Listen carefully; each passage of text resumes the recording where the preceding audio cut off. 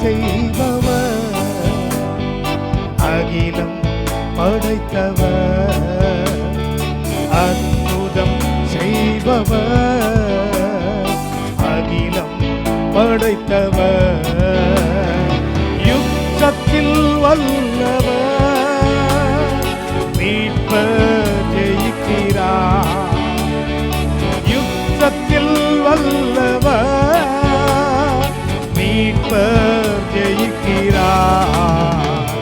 ஜெயம் கொடுக்கும் தேவனுக்கு கோடி கோடி ஸ்தோத்திரம், வாழ்வழிக்கும் இயேசு ராஜாவுக்கு வாழ்நாளெல்லாம் ஸ்தோத்திரம்.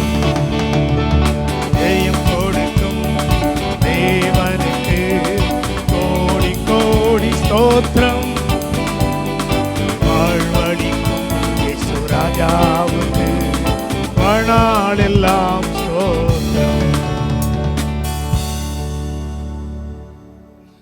யாத்ராகமம் 2ஆம் அதிகாரம் 6ஆம் வசனம். அதை திறந்தபோது பிள்ளையை கண்டாள், பிள்ளை அழுதது, அவள் அதன் மேல் இரக்கமுற்று, இது எபிரேயர் பிள்ளைகளில் ஒன்று என்றாள்.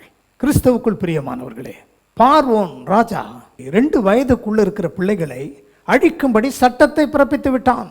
மோசே என்ற பிள்ளை நைல் நதியிலே விடப்படுகிறது. யாரிடத்தில் போய் சேரக்கூடாதோ அவர்கள் கண்களிலேயே படுகிறது அந்த பிள்ளை. ஆனால் பார்வோனின் குமாரத்தி அதை கண்டபொழுது கர்த்தருடைய வார்த்தை சொல்கிறது, அவள் அதன் மேல் இரக்கமுற்று.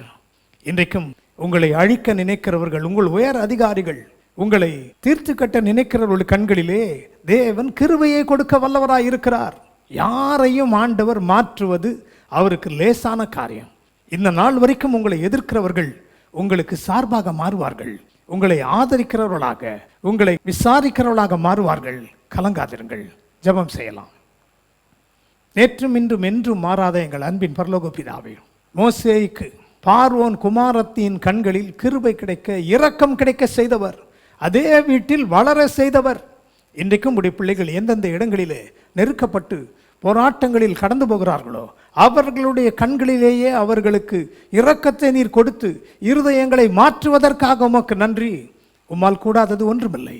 இந்த நாளில் அதை செய்து உடைய பிள்ளைகளை நீர் விடுவிப்பதற்காக நன்றி.